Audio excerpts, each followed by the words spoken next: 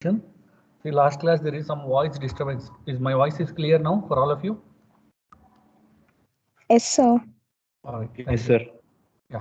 So last class there is some disturbance. Most of the students they messaged me saying that sir repeat the last class. So today first we will discuss what we discussed in the last class. Then we'll go to the programming. Right? So in the last class I am talking about the swings. So before last class we have seen the what is meant by swings, what are the main feature of swings, what is the difference between Java AWT and swings, and also we have seen what are the main features or advantages of swings and hierarchy of swing class, how the swing class is going to be. So what are the various things we can do in the swing class, and what are the main two advantages or features of swing class. So these are the main two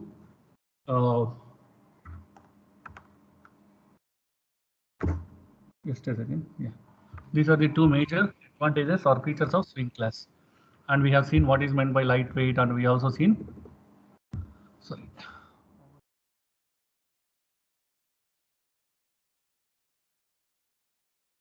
Yes. We have seen what is meant by lightweight, what is meant by pluggable look and feel. Then we started talking about MVC architecture. So what is MVC? This is very important question for your VTU as well as interview. So MVC is nothing but model view controller. Model view controller.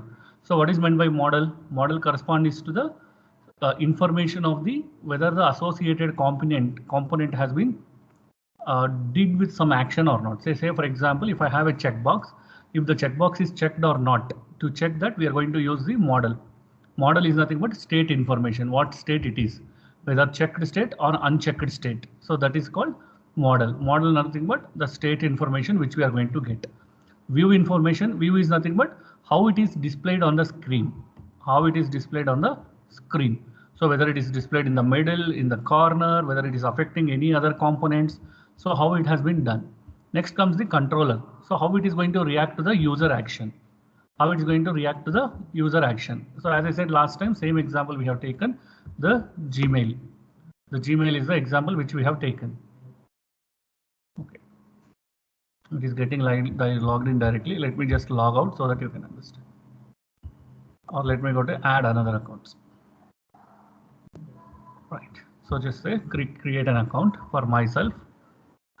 Yeah. So see, this is one checkbox. Now we'll see one by one what is model, what is view, what is controller. See, model is nothing but whether I selected this or not. This is the model. What is view? Where exactly it is pasted, whether it pasted in the left side, whether it is pasted in the middle, what is the position, whether it is disturbing any other architecture or no display. So that is called visibility. So this is checked. Next is visibility, and next comes the control. So what is control? Say for example, if I click on next, this button, it is responding to me saying that you need to enter first name, you need to enter the Gmail address, you need to enter password. So this is called control. This is called control. So that is what meant by model view control. Model is nothing but the state of the component. The state of the component. The component might be anything. It might be checkbox, it might be radio box, it might be text box, it might be text field, label, whatever it is. Then comes the view. How exactly it is pasted on the page. How exactly it is pasted on the page. Whether it is at the center, whether it is at the last. See, some people, they can give first name here, last name here. Some people in the design, they can give last name at the bottom. Some people will ask first name, middle name, last name. So that is called view, how you have placed it. And next comes the control. So suppose if I am clicking on that component, how it is reacting. How it is reacting. Say for example, in this text field, I am entering something. So how it is reacting, whether it is taking or not. So that is called control. So that is what model view control architecture. See, most of the software applications will follow model view control architecture, not only swings. So here swings will also follow the MVC architecture in loosely coupled way. In loosely coupled way. So what is meant by loosely coupled way?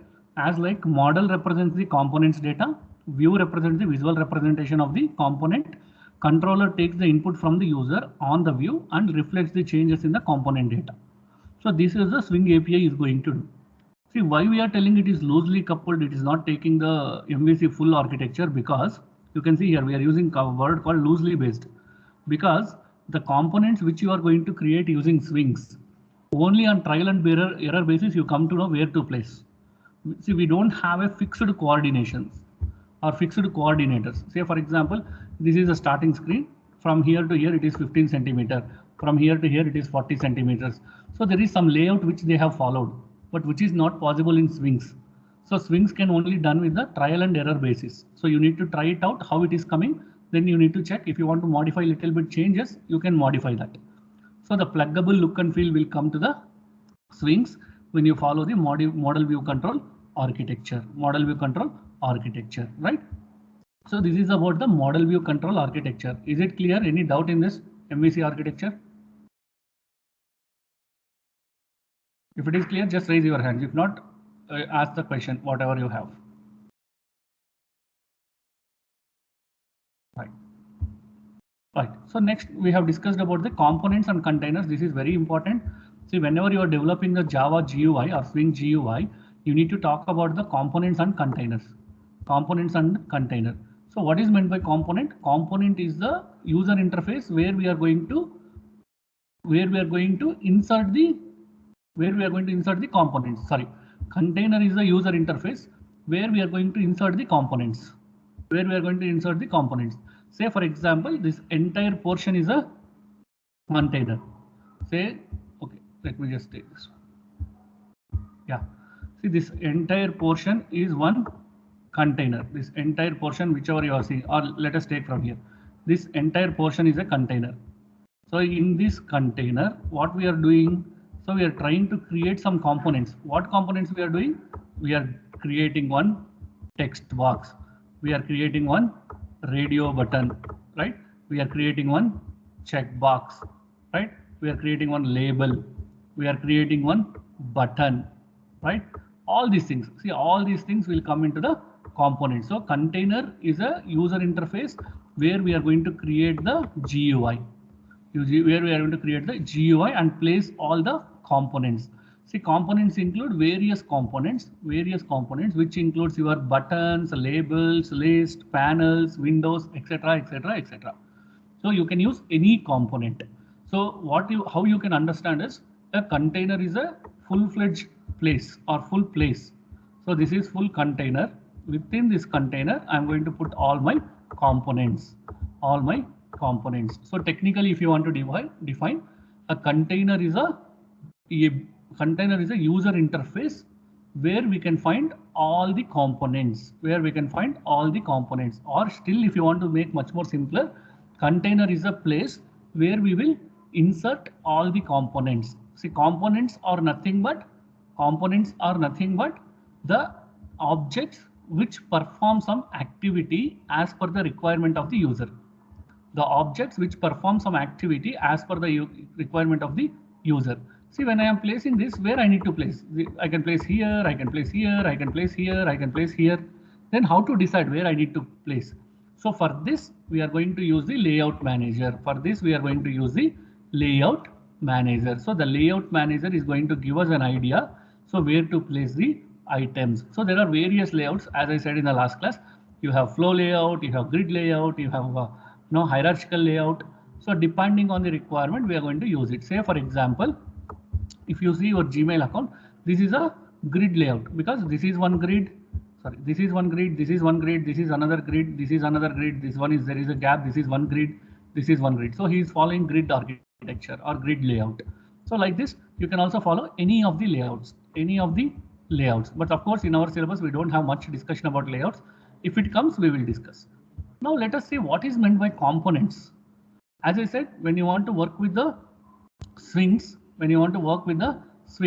so you need to import a package called javax.swing. Under that you have a JComponent class. So in the JComponent you have all the components. Now first we will talk about few components. First one is JPanel.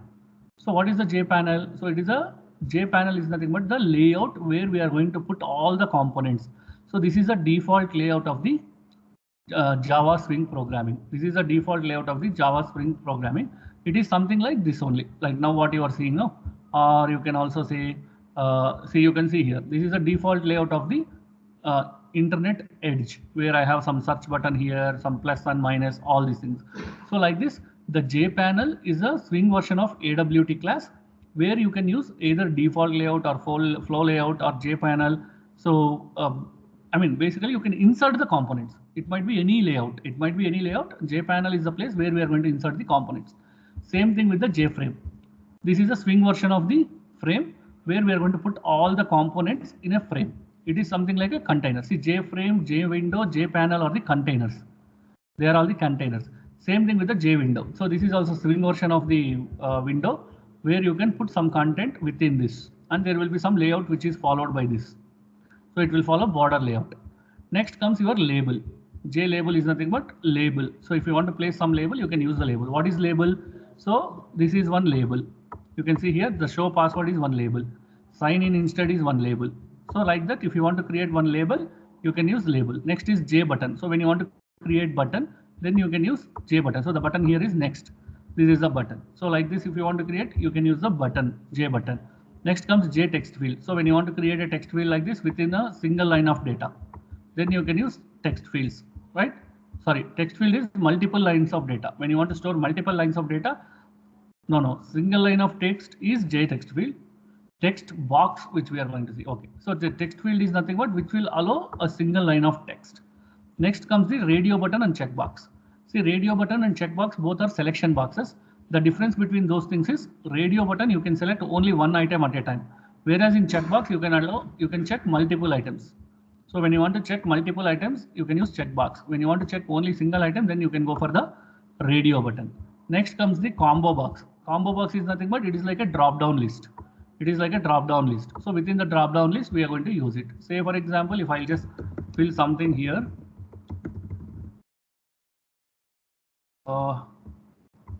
ABC at 1, 2, 3,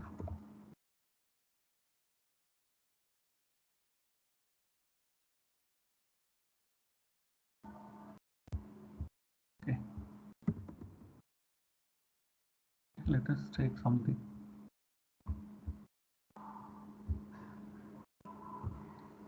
Yeah, so you can see here, this is the combo box. There will be a drop down list. You can select the item. So this is called combo box here. Next comes the where we are combo box. Next is JList. JList. So what is a list? So there will be like list of items which are getting populated in the form of array or vector. We are going to select the particular item that is in the scroll bar. You will get the scroll bars like this. Here there is no scroll bar. You will also get the scroll bar. That is the JList. Next comes menu bar. So whenever you see any application, there will be a menu bar. You can see here there is a menu bar. So this is called menu bar here. So if I click on this, there is one menu bar. If I click on here, there is one menu bar. If you go to you go to text field only. This is menu bar. So you can create that menu bar using JMenu option. You can create that using JMenu bar option. Under menu bar, you can keep any number of items. See, this is a menu bar. File is a menu bar. Under that, I can have any number of items. I can have any number of items, right?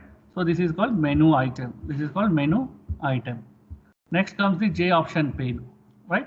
So whenever you want to pop up a menu or you want to pop up a dialog box, then we can go for the J option pane. So if you want to create a pop-up window, then you can go for the J option pane. Next comes the JPanel. It is like a container, the full-fledged container, which we are going to use. Next comes password field. So J password field is nothing but if you want to hide some text, then we'll go for the J password field instead of text field. Next comes the J pop-up menu. So J pop-up menu is nothing but it's a pop-up menu which is going to pop up when there is some options. When there is some series of choices, it will pop up. Whether you want to take yes or no, whether you want to take gender, whether you want to take some other activity. So it will be done with the various components. See, if you ask me questions, are only these are the components which are available in Swings? No. There are so many components. These are the main components which are available. These are the main components which are available. So there are various components which are also available in Swings, which we can make use of it. When we go for the program, we will see that. So whenever you are talking about the containers, there are two types of containers. The first one is called top level containers and the second one is called lightweight containers.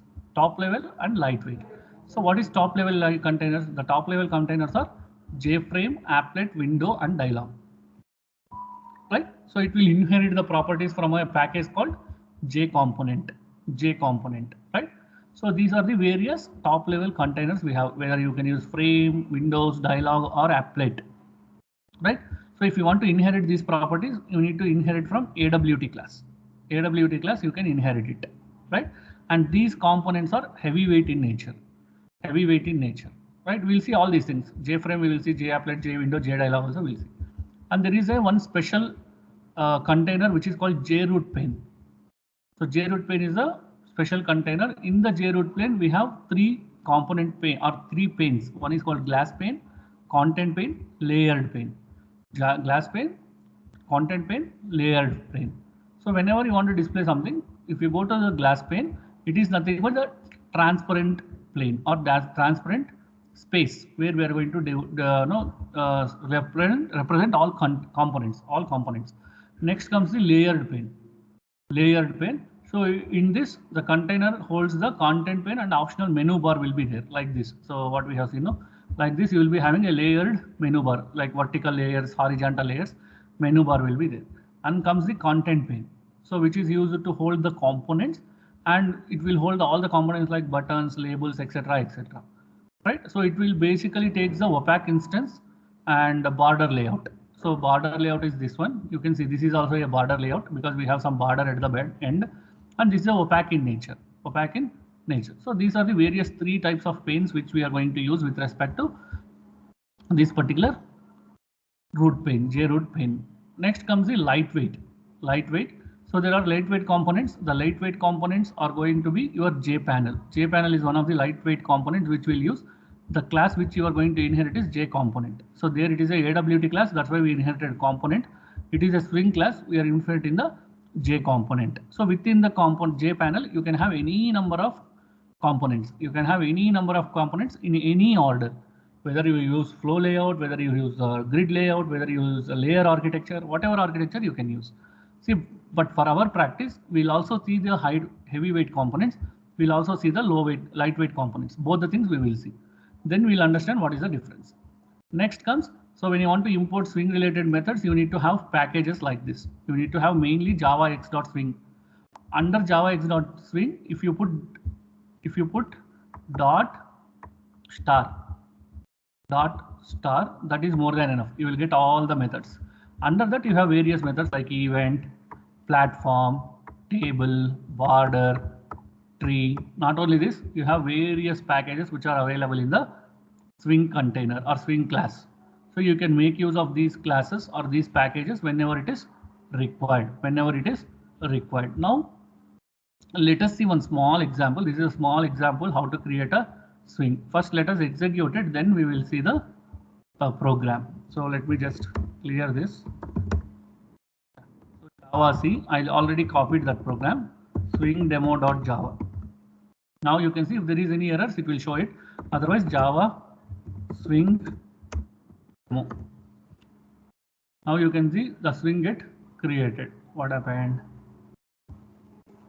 Exception in thread. Name is wrong. Okay, name is wrong. That's why. So let me just Java C swingdemo.java, then Java Swing demo. Right. See, you can see here one Swing component has been created. So the title of the Swing component is a simple. Let me drag this. A simple Swing application. Within that, I have created one place where I have printing a label called Swing means powerful GUIs. So if I increase size also, you can see now. So there is one simple Swing application is the title. This is a place where we are going to write this. So to do this, how much big program we need to write? We need to write little big program also, right?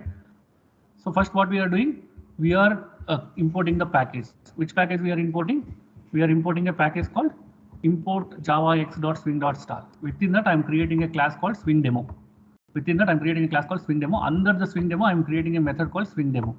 See why we will create methods under the class now. Previously we are not creating. Why we are creating now? Can any one of you tell me why we need to create separate method? What is the need? See here, if you see under the class, I am creating the same name method. Why we require that? What would be the purpose? Yes. Why we require that? Why we need to create a method under a class? Okay, you just think about it. I'll come back. Now what I'm doing, I'm creating a frame. See, now I'm creating a frame. So frame is one container. Under the frame, I'm creating my frame name as JFRM. So this is the syntax. JFrame I want to create.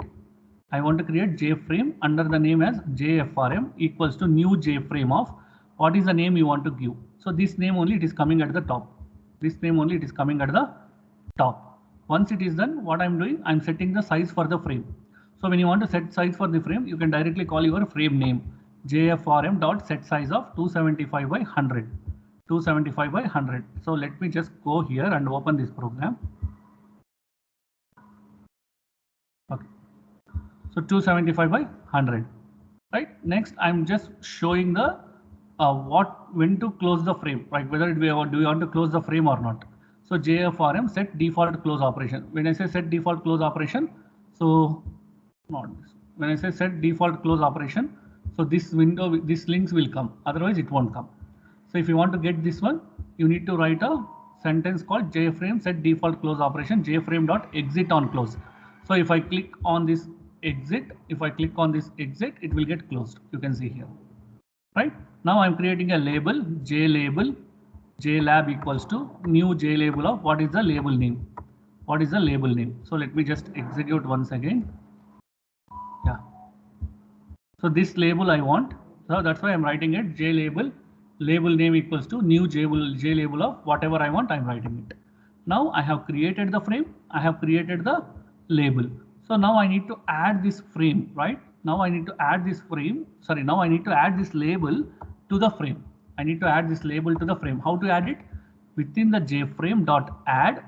So add your label name, add your label name. Now the particular label is going to get added to the JFrame. And now I want to make JFrame set visible true. If I make true only, I can be able to see this. Otherwise, I cannot see this. Next comes your main method, public static void main, string of args, swing utilities toss, invoke later. So we are going to just invoke the method. Do we need to do all these things? Not really required. If you want to do it, you can do it. Because we are creating something like a thread. If not directly, you can swing demo, you can invoke it. You can invoke swing demo method. It will execute the entire program. Now let me just show you how it works. So let me go to this.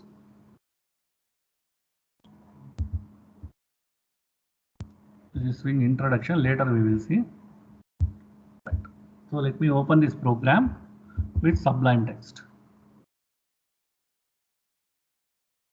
Hope all of you understood program. It's a very simple program. So no difficulty, nothing in that. Simply we are creating one frame. We are adding one label to the frame. So how to create a frame? JFrame variable name equals to new JFrame. How to create a label? Label JLabel equals to new JLabel of. What happened? Sublime Text I want. Yeah, not this one. Okay, I have opened class file. That's why it is showing like that. Where is my Java file for this? Yes. So open with Sublime Text. Yes. So you can see here. Now what I will do is how to create JFrame. JFrame equals to variable name new JFrame of. Same thing. Now I'll make it as set visibility as false. Set visibility as false. Now let me just save it. Then go here. Okay, it's already executed. Let me close this. Now let me execute once again. Now you can see nothing is come because I made the visibility as false. So when you make visibility as true, then only it will come. Then only it will, right? TRUE. Next, at the same time, I'll make this operation disabled. I'll make this operation disabled. So on close operation, I have disabled it. Now let me go here. Once again, execute this. Now you can see you got the output like previous only. Now when I click, see, so that is the default operation which we have taken. Suppose what will happen is, suppose if you want to close the frame, you can enable this one. If you write this one, automatically it will enable, and you can click on that, it will get closed. Why it is working if I disable it also is because these are all the various small components which we are creating. But when you go to the real time, you need to write action for these buttons also. So that's why it is working. It's very basic operation. It is working. Now let me increase the size this one. Like let me make it as 500 by 500. How will you decide the size? It purely depends on your experience. Keep on doing it, you will come to know about it. So now let me just execute this. Now you can see the size has been increased. So size has been increased. These operations also default it is working, right? Default it is working. So basically what we have done in this program is first I imported a package, Swing package. I created the class. See why we are creating method here is because tomorrow if someone wants this entire code as it is, if they want same code as it is, they can use calling the methods. Or you only required once again in the middle, you can directly call the method. How to create a JFrame? JFrame variable name equals to new JFrame of and label of the JFrame. Then you can set size for that. You are going to create a label. How to create label? JLabel label name equals to new JLabel of whatever you want to add. Now if I want to add this label to the frame, so I can directly add JFrame dot add of JLabel. Now I'm putting the visibility to true, visibility to true. Then I'm writing the main method and you can directly call this Swing demo. There is no harm in that. Instead of invoking all the things, you can also call this, right? So this is how the basic Swing program will be written. Any doubt in this? Any question in this? Is it clear? This is very basic program. We will see little depth programs also. Is it clear to everyone?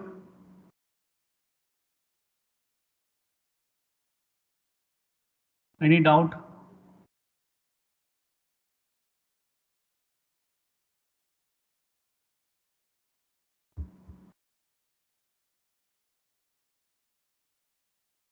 Yes, if it is clear, raise your hands. No need to tell always. I told you, no. If it is clear, raise your hands. If there is a doubt, put it in the chat box or ask by unmuting.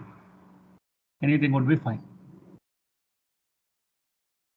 All right, fine. So this is what we discussed in the last class. Only program is extra, which I discussed now. So I'm just stopping here. Just a minute.